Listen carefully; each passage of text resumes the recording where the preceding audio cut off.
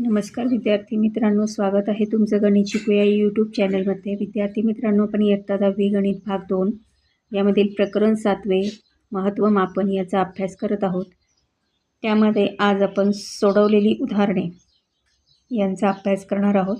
चला तर आता आजच्या व्हिडिओला आपण सुरुवात करूयात। पहिलं उदाहरण बघा काय आहे। एका वृत्तचित्ती आकाराच्या पाण्याच्या टाकीची त्रिज्या 2.8 मीटर आणि उंची 3.5 मीटर आहे, तर त्या टाकीमध्ये किती लिटर पाणी मावेल? एका व्यक्तीला रोज सरासरी 70 लिटर पाणी लागते, तर पूर्ण भरलेल्या टाकीतील पाणी रोज किती व्यक्तींना पुरेल? पायाची किंमत 22/7 त्यांनी दिलेली आहे। इथे आपल्याला सूत्र घ्यायचं आहे पाय आर वर्ग एच। त्यामध्ये या किमती ठेवल्यानंतर आपल्याला उत्तर येतं 86,240 लिटर, म्हणजे 1 मीटरचा घन बरोबर 1000 लिटर आहे। म्हणून मग त्या टाकीमध्ये 86,240 लिटर पाणी मावेल आणि 70 लिटर पाणी रोज एका व्यक्तीला पुरेसे असते।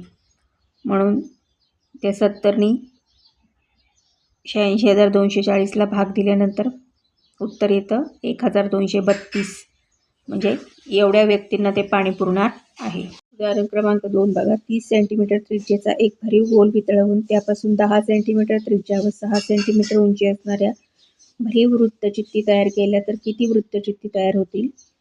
समजा n वृत्तचित्ती तयार होतील, तर म्हणून गोलाचे घनफळ n गुणिले एका वृत्तचित्तीचे घनफळ, म्हणून वृत्तचित्तींची संख्या बरोबर n बरोबर गोलाचे घनफळ छेद एका वृत्तचित्तीचे घनफळ 4/3 पाय r चा घन छेद पाय r चा वर्ग h।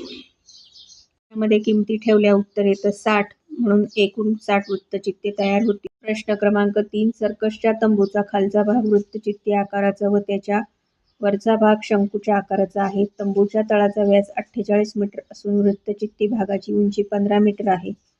तंबूची एकूण उंची 33 मीटर असल्यास तंबूस लागणाऱ्या कापडाचे क्षेत्रफळ व तंबूतील हवेचे घनफळ काढा। आता इथं आकृती बघा। 15 मीटर उंची आहे वृत्तचित्ती भागाची, त्यामध्ये 18 मीटरची उंची आहे, ती कुठली आहे? यात शंकवाकृती आकाराची आहे आणि शंकवाकृतीचा जो तळाचा भाग आहे त्याच्या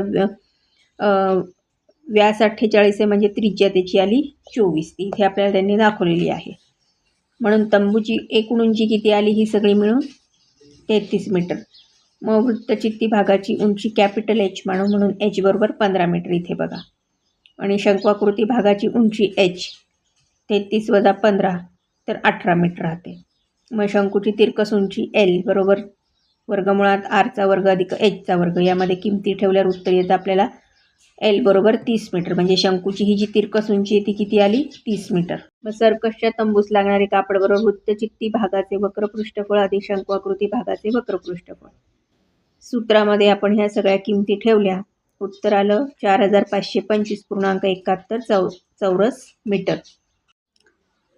तंबूतील हवेचे घनफळ वृत्तचित्ती भागाचे घनफळ अधिक शंकवाकृती भागाचे घनफळ, त्यामध्ये हे सूत्र आहे, त्याच्यात किमती ठेवल्या उत्तर आलं 38,016 घन मीटर।